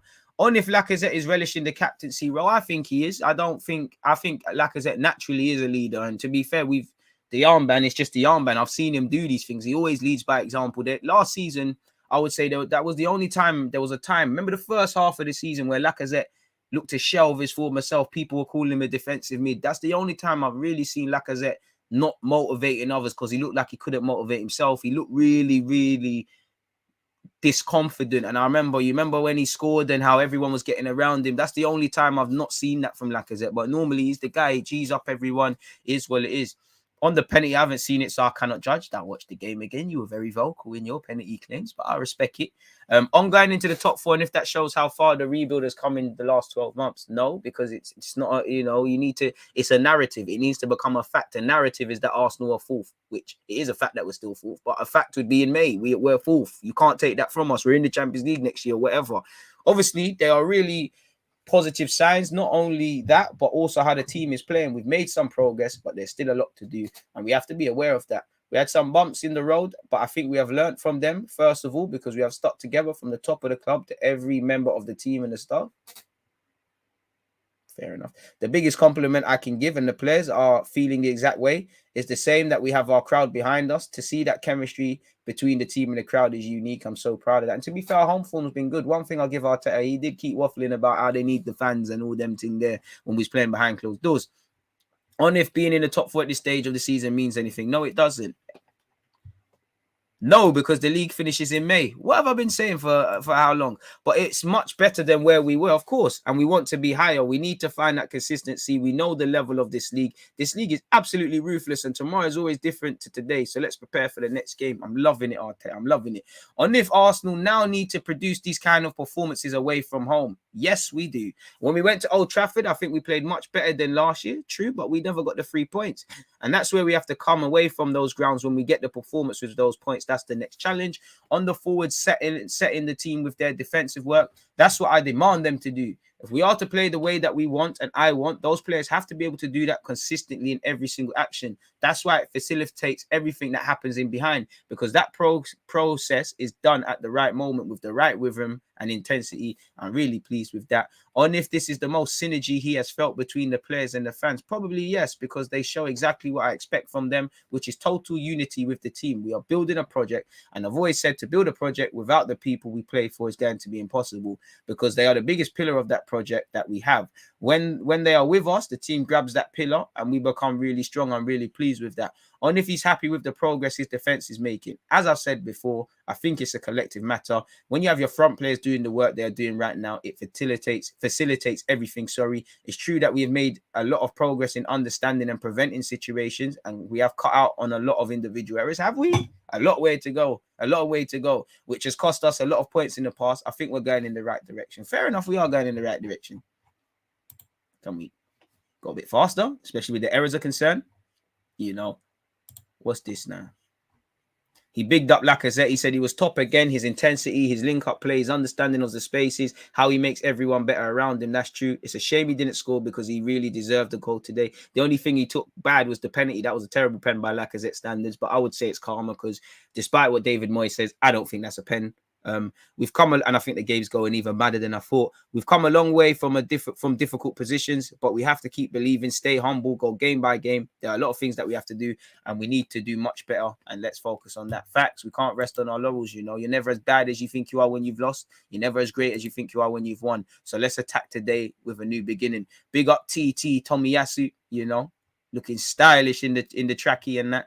On the performance, it was an important game for us to get fourth place. So we showed our passion and we took 3 points and fourth place. So I'm happy with the result. On how important it is to get, we have to play every game to get 3 points. But now we have to protect fourth place and go higher. So let's focus on the next one. I hope we can go higher, but we're probably capping a bit with that. On how tough it was against West Ham. Like I say, it was a tough game for us, but we showed our passion, authority, and we wanted the 3 points a lot. So I'm happy with the result. Playing alongside Martinelli, yes, I think he's a great player. I made an assist for him against Newcastle. I thought it'd be too long, but he was fast and he had the technique to score. I think he's a great player, as we all do, man. Love it, love it, love it. But in relation to Mikel Arteta and the press conference business, folks, that's literally it.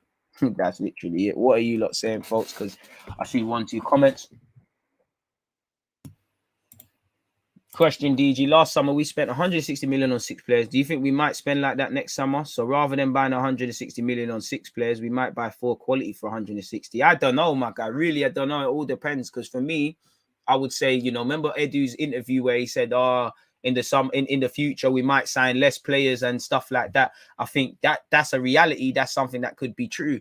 But at the same time, you know, it's not all going to be done, but you could say we probably, maybe not the same much, but you probably might even spend more, because unless you've done the scouting thing for a striker, you're going to have to pay top brass for a forward, you know, ideally. You know, for me, you need a centre mid or 2. So I'd say 2 centre mids, a striker.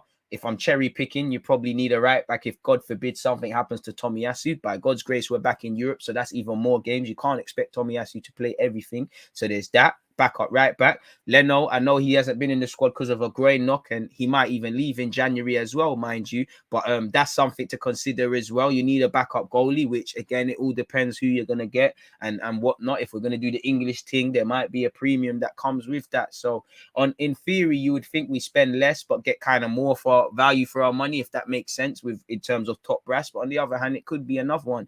And obviously, there's a lot of speculation relating to futures. You know, again, I've mentioned Leno. We previously in the timestamp spoke about Lacazette, Aubameyang, Pepe. You throw in Leno there. Xhaka's future's always with a knife edge, you know, signing a year extension or not. You know, it's always a knife edge according to the narrative.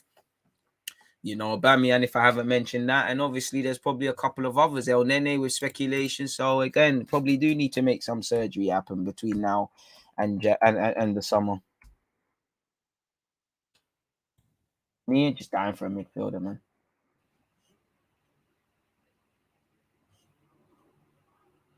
Yeah, I see that, man. I don't believe that. We'll take Dembele, but it's a myth, man.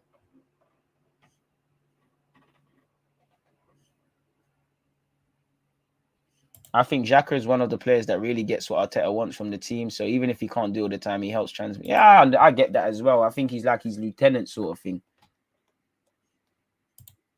Do you think the way Arteta deals with players he doesn't like is similar to how Jose acts? Truthfully, I can't answer because I'm not there, but probably. Arsenal need to sort out the payment structure. Paying players extortionate amount has proven their downfall. No Europe means club has an unsustainable financial system. Trust.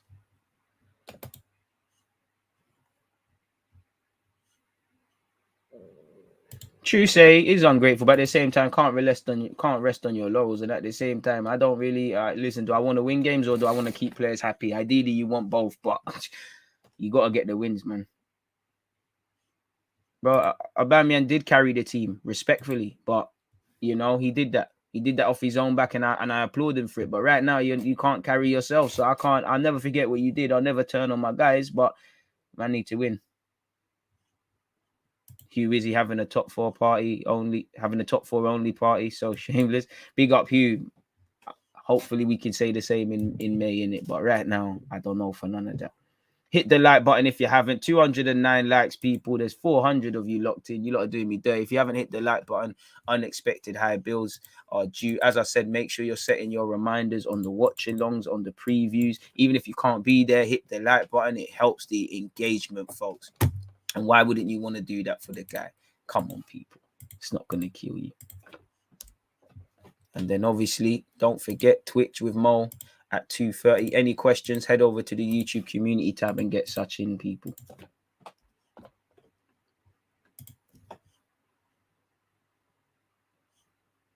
Appreciate you, Joe. Appreciate that. Silent but violent listener. Well, I'm lying. I'm capping on your name. You might not be violent. You might be a gentle giant. Let me not say you're violent. But you get it, man. Big up to you. All we need to have a complete first 11 is a ball player, midfield, and a striker. Yeah. But that's the thing with Arsenal, though. We've loved that sort of stuff for years, my guy. You know, we've signed cams. We need a striker. We get the striker in the cam. We don't have a defensive mid. You sign one centre back, you need another one. You have a good left back. You got a poor right back. You got a decent right back. You got a shit left back. You get a defense. You ain't got a goalie. You got a goalie, not got a defense. You know, these are we love the unfinished jigsaw. So hopefully we can stop all of that. And just like you said, stop being 2-3 away. Martinelli's different. As I said at the start, Jay, that's the most impressive thing. It's the complete performances for me.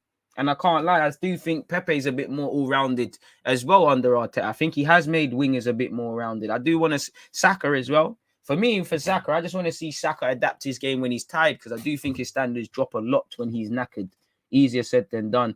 Leicester Spurs has been called off. To be fair, you know, I did think the Premier League was doing them dirty. Both teams asked for it to be called off and they were told no. You know, further confirming footballers are used as guinea pigs. I mean, Ronaldo on loan would be good, man. Why not? I mean, quite the fall from grace. You know, you've gone from Liverpool to PSG to no Europe. You know, that's almost parallel with, I swear, Rafa Benitez, respectfully to Rafa Benitez. I swear he went from Real Madrid to Newcastle within a matter of months. Respectfully to the clubs. Bro, come on now, man. It's like going from Beyonce to Susan Ball. Let me stop. Don't cancel me. Why did I say that? Don't cancel me. Everyone's beautiful in their own way. Oh, man. Everyone played superb yesterday. Can't lie, and Partey was good. Joe Bones is praising Partey. I can't believe what I'm seeing. I'm seeing Shakib, my United fan, but he's my brethren in here. You know, he praised Saka, and you're praising Partey. Banter aside, madness. DG, what you saying? We ain't got no backup right back. Who you reckon to experiment against Sunderland? No experimentation. I know we're asking a lot of Tomiyasu. You know, you could throw Cedric there. You know, you could throw Ainsley there. if everyone's fit, I can't lie. I want to name a strong team, and if able, you know, I wouldn't mind Cedric. I more want Maitland-Niles at right back than Cedric, and I don't mind Tavares getting a look in. But I mean, I'd rather us just play our strongest team in it. Like we're so close to a final in it. I don't want no giant killing the season, bro. Josh, we just said it. There's no way the season is gonna keep going, man. I think we're gonna go on the lockdown next week. Next week just before Christmas and that in the UK, and football's gonna follow that. You know, you've got people out. You got MP saying football fans shouldn't go to games. You know, because of the corona. You're seeing it rise. It's not sustainable, man. And if it is like this, it's because people want people to get it. And I think the Premier League are disgusting for rejecting Leicester's, Spurs's, and actually I think Brighton's and the Wolves one for being postponed. You know, you talk about health and then you're risking it. Games can be played again. Obviously, there's fixture pile up and things. These lot only care about their TV rights, man.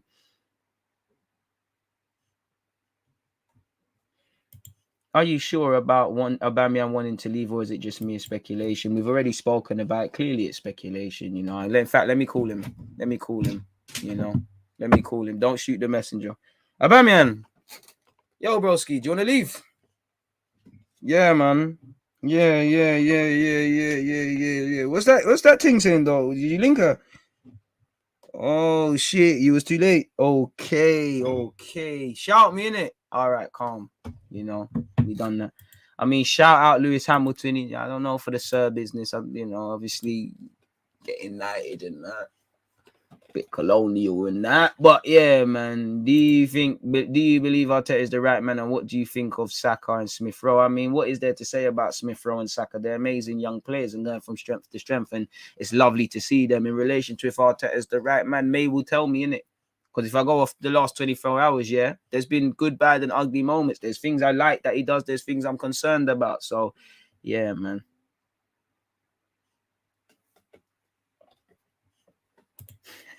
No, back up, right back. Holler the presenter. You see what he can do from the fullback banger. And you think Leno's case is more than just a grind? My man hasn't been on the team sheet for a second. It could be. I don't doubt Leno's professionalism, so I don't think it is that. But it could be. It could be. You know, and if it is that, then you know I can't say Arteta isn't wrong to banish players that aren't part of the future, or he feels they're not with it. I mean, Zachariah and Kamara, I don't think they're necessarily what we need in terms of skill set in midfield, but for depth purposes, they can come, man.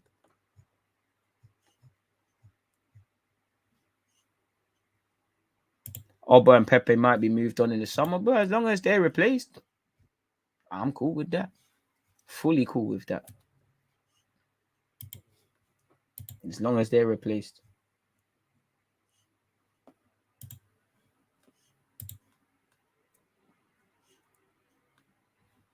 I mean, keep Leno move him on, man. Move him on. We just, you know, I do feel we do need a world-class midfielder. We're at the point we just need a competent midfielder. I mean, we all feel good waking up to see us doing bits, man. What can we say? Boy, what else is going on where Arsenal are concerned in this world of Arsenal?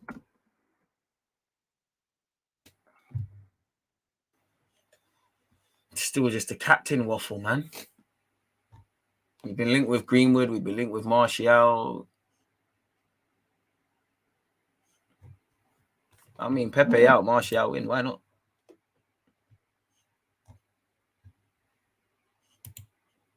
Nothing else with that. What's this article? There's nothing really. Apparently, our Arsenal ladies qualified for the knockout stage of the next round of the Champions League, despite losing 4-1. Apparently, Vlahovic has rejected another contract offer from Fiorentina. Those of you with small hope that we're going to bag him, that's the latest on him. Apparently, we've got a couple of, North American talents training at the club. Beyond that, there isn't anything. You should. I mean, I would love Nelson to come do a thing. Rice was class last night. Imagine him in our midfield. Broski, I said it on the live stream, man. I would love Declan Rice, but them man there, cha-ching, cha-ching, cha-ching, bro. They're saying 100 mil. You got to find the next Declan Rice somewhere. Like, that one there is gone now. Would you take Arthur? I would, you know, provided there's no shenanigans. Everyone talks about top four, like Spurs don't have 2 games in hand, and if United win, they go above us. It's calm, but relax. Exactly, relax. You know, that's what you should do. Focus on May, because that you're right. You're right. That's the point I'm trying to get. I'm trying to praise to people. Don't get excited when we drop out. Don't start crying when we win. Don't start crying. It was all doom and gloom last week. Now look, but at the same time, they've got games in hand. But Spurs' games are going to come thick and fast. And reality is, whether you've played 17, 18 times already, or you've played 15 or 14 games, there's 38 games. In May, everyone's going to play the same game. So if you do your job, things should even out. Man said, I deserve this win, man. Thank God it's rough being an Arsenal and West Indies cricket team fan. You're right. And at least you could win the battle, man. I'd rather have points on the board than games in hand. Trust. And for me, we all play the same amount of games. Yeah, obviously, if you've got games in hand, the other teams have targets on their back. But so does Spurs. Because you look at Spurs, they're getting shagged. Again, COVID might flip things, but they look like they're having to play these games thick and fast from now to the turn of the year. They're still in the cup. You know, if they're trying to come to some sort of agreement with the conference thing. They've got to play these Prem games. They're gonna come thick and fast, really. And that could be that could harm Spurs. I don't know. I mean, we would love Verts. Would you take Dele Alli? No. Man, we're crying when Everton beat us. I was. Can't cap. Because of how we played. I can't lie. But this just tells you narratives, man. Spurs got to play Liverpool and Leicester with a depleted squad. I'd rather have the points. True. But, they might do a thing. Hope not. But they might do a thing in that game. I hope not. What do you think of Edu and Arteta's decision on Aubameyang, and would you let him go, and who would you replace him with? In relation to replacements, I don't have a clue. If he wants to go, he's allowed to go. I'm not sure I'd let Aubameyang go in January unless he forces it, but that's about it. And at the end of the day, he's clearly someone that's been throwing up some concerns historically with Arteta and Edu, and this was the reason. This was the straw that broke the camel's back, and this was not necessarily the reason with his mum being ill, but yeah, man, the lack of trust, nip it in the bud, zero tolerance, really, sort of thing. Spurs' games in hand are Burnley, Brighton, and Leicester, not easy games. Again, forgive me if I'm wrong, Burnley away as well. Leicester have been a bit booky this season, but still, Leicester, no one looks at Leicester as that's an easy game.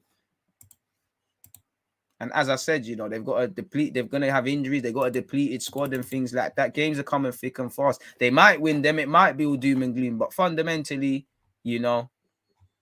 our league, the league ends in May and we've got 38 games. Hella games are being called off, people. Sheffield Wednesday, Accrington Stanley's been postponed. Apparently, Chelsea have had 3 more players test positive for COVID ahead of the Everton game.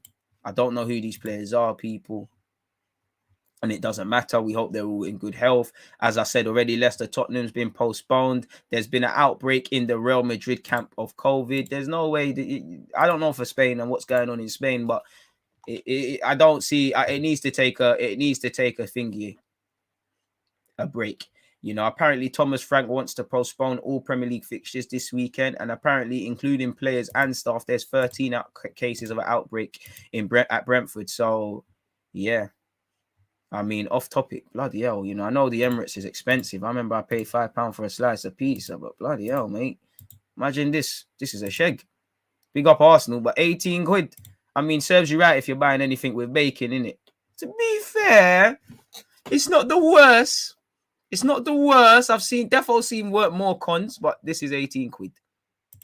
And you shouldn't get because of that anyways. It's 14 quid. So how's it going to he's added in the chips? Boy, that's pricey, isn't it? Bloody hell, blood. Bloody hell. And as I said, I'll send you the link, people. But as I said, Britons have been advised not to go to games. Once again, Alexis allegedly could go back to Barca on loan. Apparently, there's to be agent fees are to be capped next season at 10%, which I feel is wrong, because the clubs are just gonna make more peas, really and truly. If I'm completely honest with you, but is what it is. Burger looks hella dry, bro. Hella dry, bro. Dry, like E45. That. Appreciate you, Tao. I understand why you're strict. It's for me. I don't know the reasons. It's just trust, bro. Think AUBAMEYANG is being scapegoated or being made an example. Both. I think he's being scapegoated at times. I think he is being scapegoated, but I think you have to make a man an example, because if a man's taking the piss, you have to make an example, really. So I think both. As I said, I think AUBAMEYANG is right and wrong. I think ARTETA is right and wrong. But again, I have to. Again, I side with AUBAMEYANG with my heart. I side more with the gaffer, because you're part of the collective. At the end of the day, you know, keep on with it. Of course, in the back of my head, I'm like, okay, AUBAMEYANG, PEPE, game management strikes, sort of thing. I think he's looking for a reason to rub him out, but I think everything would be a lot different if the man was in form. But I haven't got time for these dramas, man.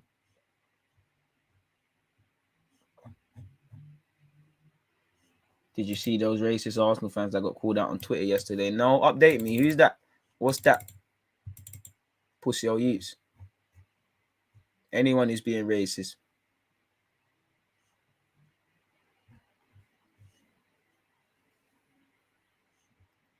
Hey, Sterling.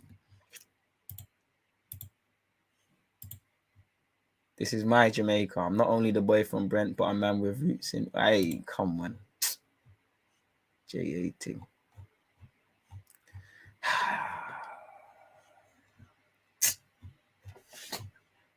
I love being black and I love being Jamaican. Beijing too, man. I got to thank God, man. It could have been worse. Sorry, folks, man. I don't know, man. Listen, I don't know who was racist. I don't know what was racist. Whoever was racist to any sort of person, on behalf of everyone, whether you're black, white, Asian, you know, whatever skin complexion, as long as you're just a normal human being, on behalf of these racist people who being racist, suck your mums.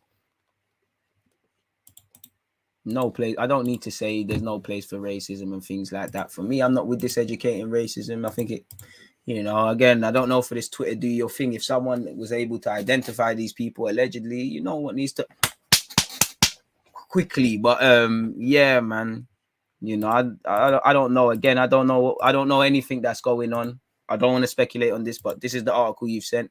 Arsenal away today with West Ham was sat near two racist West Ham fans who racially abused black players and black Arsenal fans all game. I mean, if they did, very easy to do that shit when you got the stewards and that, you know. Come outside, come to the back roads. Or take a trip down Finsbury Park or Manor House or, you know, Seven Sisters Road, and let's see where it is. You know, this is the mob mentality, man. You know, I don't know where I assume these lot have jobs. Pretty sure they probably got black friends as well, black mates and black colleagues. But if they did do it, I don't see any evidence. You know, it's again, to be fair to these pussy holes, if it is true, this is my man's tweet, innit? I don't know anything. I don't know. I don't know if people can collaborate things, but I'd say suck your mums, because, you know, they're saying all of this about Lacazette, for example. Man said go back to Nigeria to Lacazette. It's just ignorance. And these lot are the pussy holes, man. These lot are the trolls and that. You know, hopefully they lose their job and all them thing there, man, if they did do it. But I'm not gonna fuck them, man. Like, suck their mums, man. Bro, fuck anyone that's on this ignorant thing. And it's easy to do all of that when you're with your man, with your little friends there, man. You're hiding. You know, that's the troll thing. That's the troll thing, man. But fuck them. I don't know if they waste any, bro. Fuck them, man. As I said, suck your mums. Mum's probably taking Black Willie while these men are doing this. Steve-O the Madman's a West Ham fan. He's probably clanting your mum, so it don't mean nothing to man. But yeah, man, let's not give these lot any more airtime, man. You know, just pussy or youths. Pussy or youths. If true.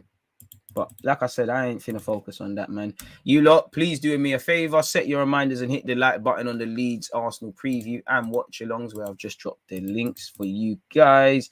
And obviously, hit the YouTube community tab if you've got any questions for Mo and myself. 2:30, we're going to be live, people. Obviously, as well. Make sure you're here with me on Twitch at 2:30. So that's that. Forget them, bro. Forget them, man. We're having a good chat. And I think on that note, it's time for me to get out of here, people, man. I'm going to go get some quick lunch and then, yeah, man, back with the content. So, yeah, you lot, again, yeah, thank you very much. Of course they did, but fuck them, man. It's been a fantastic live stream. It's been a fantastic week of content. Obviously, we've reviewed the game. We've spoken about AUBAMEYANG. We've spoken about some other things and whatnot. So, yeah, it's been a fantastic stream, man. You know, I appreciate all the support you lot give me. Hopefully, it can continue, especially as we're on our journey to 50K subs on YouTube and 10K alike on Twitch. Make sure you're supporting. Again, especially as we get to the end of the year and we quantify what we've did. It was lit for you lot. Definitely not no 18 quid lunch, bro. You lot know me. Mine's a £3 deal, a £3 lunch, man. That Tesco's meal deal. You know, it is what it is, man. But on that note, you lot stay blessed, stay safe, stay in good health. Don't forget to attack your goals, dreams, hopes, and aspirations, what's left of the week. And yeah, man, see you lot soon, man. I'm out. Oh shit, almost smashed it up, but yeah, I'm out. There's always just that active defending. I think it's like